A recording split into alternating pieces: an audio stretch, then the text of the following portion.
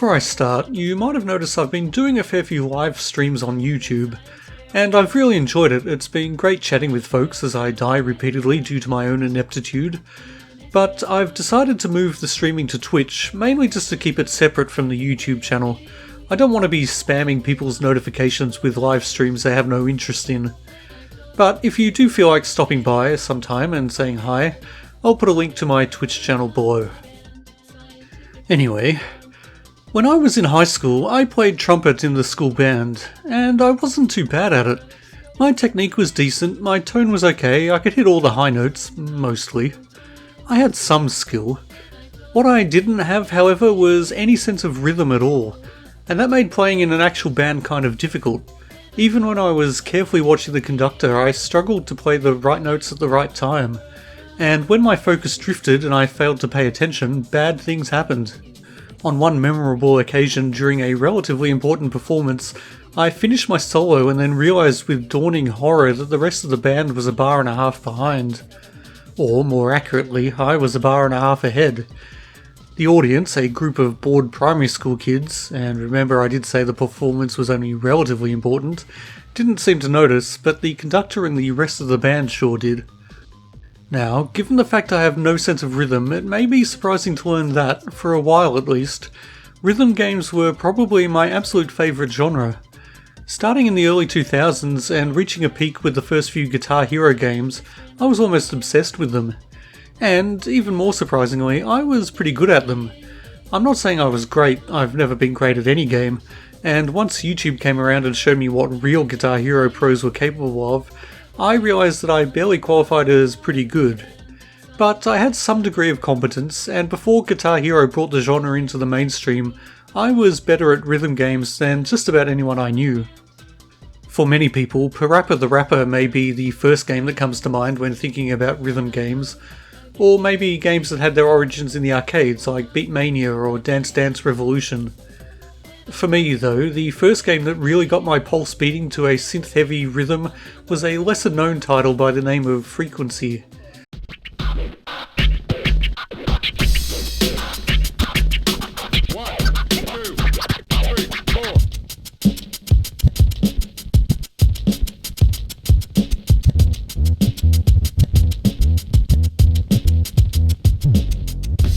When I bought it for the PS2 in the early 2000s, I was kind of taking a risk, as I knew very little about it, other than the fact it was a rhythm game, and that a writer in a games magazine, and yes, games magazines were still a thing back then, had nominated Frequency as the most difficult PS2 game thus far. I was only just entering my doddering old man phase at that time, so the notion of a challenging game still had some appeal, especially if it was a rhythm game. So I spent a significant portion of my acquired cash on a copy of Frequency. And boy howdy was I ever challenged. Fortunately, I was also instantly hooked on the game, so I didn't mind the time investment that was required. The control scheme was simple, but unlike anything I'd played before, and it required some serious mental adaptation. Basically, you're in an octagonal abstract tunnel kind of thing, lined with 8 different tracks. As each gem, or note, passes through the green contraption at the bottom of the screen, you need to press L1, R1 or R2 depending on whether the gem is on the left, centre or right. If you do this successfully for every note in a 2-bar phrase, then that track will continue on automatically for a while, meaning you have to press left or right to switch to another track. If you can do this without missing a bar, your score multiplier increases. And that basically covers it. There are also power-ups for temporarily increasing your score multiplier or auto-activating a track, and if you manage to activate all available tracks you'll get a freestyle mode where you don't have to worry about hitting notes and can just mess around with adding extra synth or FX. Like I said, it's simple, but I found it hugely addictive. For me it really gets to the core of what a video game is, pressing buttons skillfully. And at higher difficulty levels, skill really is required. That said, I have to admit that most of this footage is me playing on easy mode, as I've really struggled with anything tougher this time around. This is partially due to my accelerated decrepitude, no doubt, but in all honesty it's mostly due to the fact I'm playing on an emulator, and I should point out I'm using my own legitimate copy of the game. The thing is, there's a significant discrepancy with the timing in this emulation, and for a rhythm game like this, timing is kind of important. There are options for adjusting audio-visual synchronization, but I haven't been able to dial it in perfectly, and even worse are the regular stutters and hitches during gameplay. I don't think even a great player, which I definitely no longer am, could cope with a half-second pause thrown in randomly during a complicated section. Even playing the game on a TV can be an issue, as Frequency was released before options for adjusting output latency became commonplace. The game was designed for old-school CRT TVs, and I've often been tempted to hunt one down purely for Frequency and its sequel, which we'll see in a little while. Regardless of these frustrations, Frequency is still a great game and a hell of a lot of fun. Once you get into the groove, it really felt like you weren't just playing along to the music, you were creating it, and the PS2 controller was a genuine musical instrument. It shouldn't be a surprise then that Harmonix, the creators of Frequency, took the notion of controller as instrument a step further when they created Guitar Hero. But even without the fake plastic guitar, I found myself entering a kind of flow state with Frequency that I've seldom experienced in any other game. And I really do mean that. One of the most memorable gaming experiences I've ever had, and maybe the highest my heart rate has ever risen while playing a game, came in the final seconds of a song in Frequency where I just needed to complete a tricky phrase in order to beat my personal best score. The adrenaline surged, I managed to pull it off, and I felt a massive sense of achievement. It would have seemed like absolutely nothing to an outside observer, and I'm sure many of you can't really see how pressing a bunch of buttons in time to music could be an enduring gaming memory, but in all seriousness, that was nearly 20 years ago now, and I can still remember the exhilaration and triumph very clearly. Of course, as with any rhythm game, or indeed any game where the music is a key focus, just how much you like that music is going to play a big role in how much enjoyment you can get out of the game. I'm not going to claim that the tracklist in Frequency is objectively good. I'm not sure objectivity has any real relevance to music anyway. But I will say that I like all of it and absolutely love most of it. I tend to prefer the synth-heavy electronica tracks, but some of the guitar-driven stuff works just as well with the gameplay. And that's the thing, the way in which the music synergizes with the gameplay is a key part of why Frequency is so good. Differences in musical styles mean differences in gameplay. A steady pulsing techno track has a different feel and requires a different touch on the controller than a hip-hop track filled with offbeats and complex syncopated rhythms. And there's a good variety in the music too. There are a few fairly well-known artists, such as No Doubt, Paul Oakenfold and Jungle Brothers, but my personal favourite tracks are mostly those written specifically for the game by Casson Crooker, who worked on the development of the game. He was also a member of Freeze Pop, who became a mascot of sorts for Harmonix, as they've appeared in Frequency and its sequels, as well as Guitar Hero and Rock Band. I sincerely regret that I can't show you those tracks because they're available on hard mode only, and I just can't get to them with this dodgy emulation.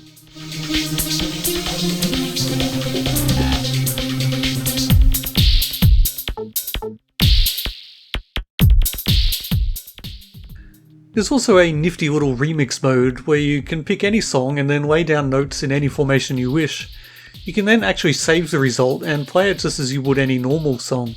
It's pretty limited, of course, the remixes are always going to sound just like chopped up versions of the original, but it's a pretty cool bonus feature.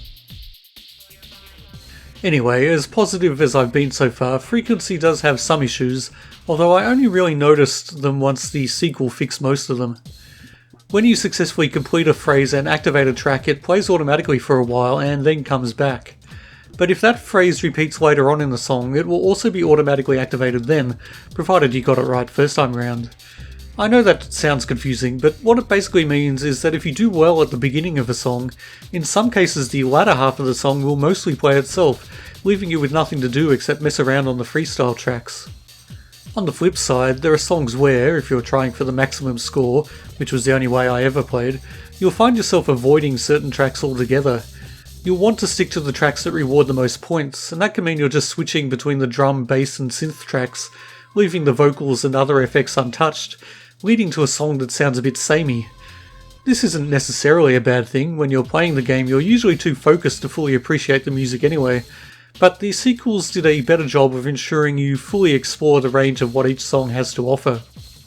Also, the game isn't quite as responsive when switching tracks as you might hope for. I had no issue with it at the time, but the sequel really tightened things up in that respect, so that going back to Frequency felt like a bit of a struggle. And on the topic of that sequel, it's probably time to move on to Amplitude.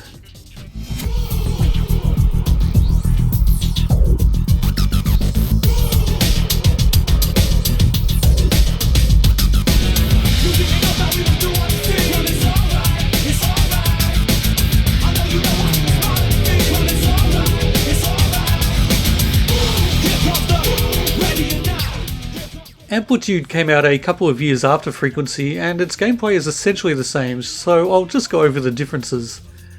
The most significant of these is probably the fact that you're no longer in a tunnel. Now the tracks are laid out side by side on a sort of musical highway. This makes it a little easier to see and comprehend what's coming up, but on the other hand, it's a long trip from one side of the highway to the other. This potential problem is largely alleviated by the fact that there's a lot more consistency in how tracks come back into play after they've been activated. Now, when you successfully activate a track, they stay activated for a specific number of bars, and that number is just enough that, if you move from lane to lane without any mistakes, by the time you get from one side of the highway to the other, you'll have a bit of a gap to move back to the start and continue your combo. Of course, that's only possible with perfect play, so you won't be seeing much of that here. Also, there is some variation to this, particularly at the start of some songs, but with a bit of practice it's possible to come up with the optimal strategies and pathways through the song. And this is made easier by the fact that, as mentioned before, the controls are just a little snappier in Amplitude. Once you get the hang of it, you can move across quite large gaps in just a beat or two, which can really make you feel quite skillful. Or at least it did for me, which is obviously a rather rare occurrence. There are some minor graphical enhancements over the previous game in the series, largely due to the fact that Amplitude came on a DVD, whereas Frequency was one of the relatively few PS2 games to fit on a CD. The most obvious example of this is probably the video screens that appear in most songs, showing little snippets of the performers.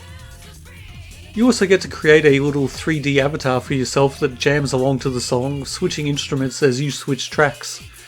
I didn't bother customizing mine this time around, I just hit the random creation button, and ended up with a green-headed dude with cornrows, a goatee, and rather shapely breasts. Which is uncannily similar to how I look in real life, except in every possible way. Anyway, it seems a little messed up thanks to dodgy emulation. No great loss. There's a new freestyle power-up in Amplitude, which can be very handy. It lets you totally avoid difficult sections, and also acts as a kind of reset, as by the time it's done, every track will be ready to be activated again. If you're playing at the highest level, it's actually not that great, as you should be seeking out the difficult sections because they're the ones that give you the most points. But my days of playing at that level are far, far behind me. As for the soundtrack, I would say that on the whole Amplitude has an even better selection of tunes than Frequency. And there are some big names here like Run DMC, Weezer, and with possibly my favourite tune from the entire series, David Bowie.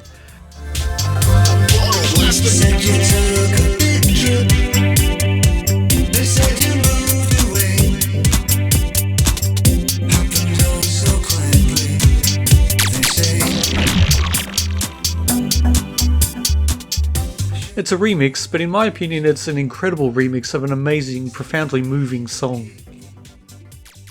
However, Amplitude also features my least favourite songs in the series, and as it happens they all come one after the other. I won't mention any names. What's worse, they all feature the one element where I think Amplitude takes a small step back from its prequel. In Frequency, you could choose which tunnel the music went through.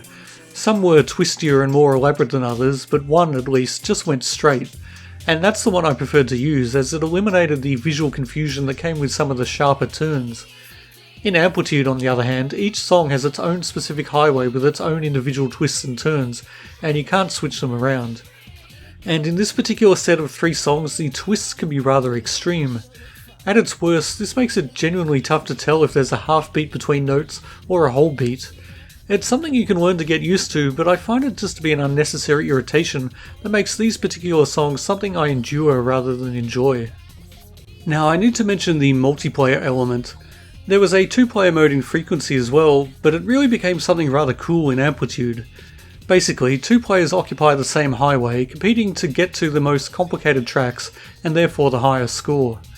There are several multiplayer specific power-ups, including one which bumps your opponent to another track, and one which distorts their part of the screen for a short time. With 2 similarly skilled players, it can get incredibly competitive. I had the opportunity to play occasionally with my nephews and it was a hell of a lot of fun.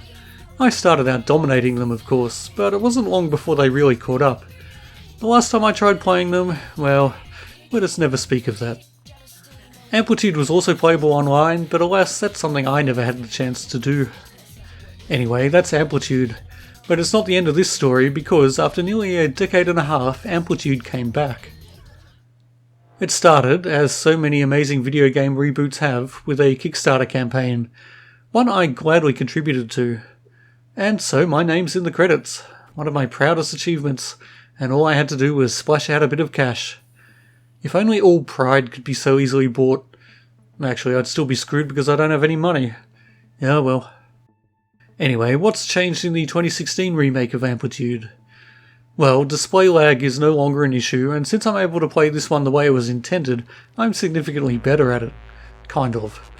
Thanks to everything being online these days, I know that my total score puts me in the top 3% of players, which I'm happy with. And there's now a campaign mode with an actual story, of sorts. It's not much of a story, consisting mainly of brief dialogue at the start of certain songs, and the voice acting, brief as it is, manages to explore the full range of terribleness. I'm reading an elevated fear response. This experiment is failing. She's not an experiment.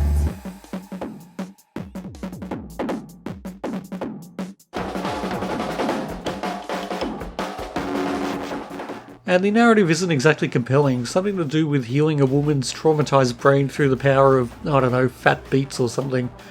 I didn't really pay much attention. The gameplay is largely unchanged. It is perhaps a little more forgiving with the timing, and switching lanes feels even more responsive. You're massively helped in this respect by the fact that now, when you want to switch lanes, a single button press will automatically take you to the next available lane. This certainly makes the game significantly easier, but I'm not 100% sure I like the change. Some of my favourite moments from the earlier games came when I managed to skillfully dash across a big gap. Ultimately though, my doddery old fingers are glad it's a bit easier. The tracks are again arranged in a tunnel formation as they were in Frequency, but now they're all duplicated 3 times. I guess I actually mean triplicated, so that the tunnel is much larger and more spaced out, which works better on widescreens and makes everything a little easier to see. But again, the crucial thing in a game like this is the music, and the music in the remake is fine, I guess. The 15 tracks in the campaign were all created specifically for the game, mostly in-house at Harmonix, and they're okay, but only 1 or 2 of them really stand out for me. The rest are all a bit samey, to my ear at least. There's more variety amongst the other tracks, which come from a variety of sources, including game composers, and in one case a Kickstarter backer. Actually, that song by the Kickstarter backer is one of my favourites in the game, largely because it's one of the few tracks that's both energetic and upbeat.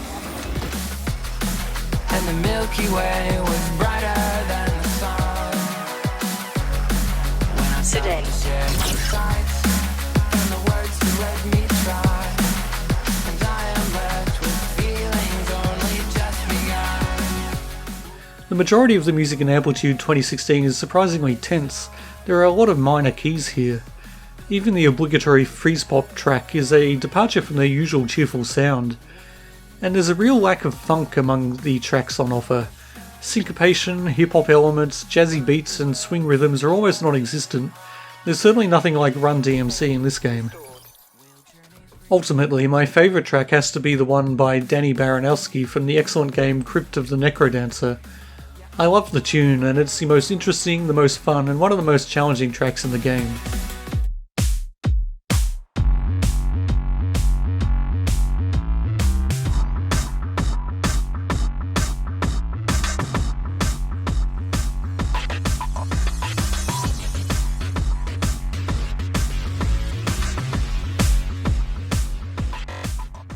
On the whole then, the music's a little disappointing. I quite like almost all of it, but unlike the earlier games, there are just very few pieces I genuinely love. I think it's safe to say that if I still had a working CRT TV and a place to put it, I'd still be spending more time with Frequency and the older Amplitude than I would with the new one. Alas, it's currently my only real option if I want to get a hit of that classic Harmonix rhythm action, and it's not a bad one. It's just not quite everything it could have been. But it was absolutely worth backing on Kickstarter, no doubt. Well, thanks for watching. I know games like this are kind of a niche product, but there really was a time when they were simply my favourite games on the planet. And the music, at least in the first 2 games, was genuinely influential in shaping my musical taste for the new millennium. Anyway, until next time, get off my lawn.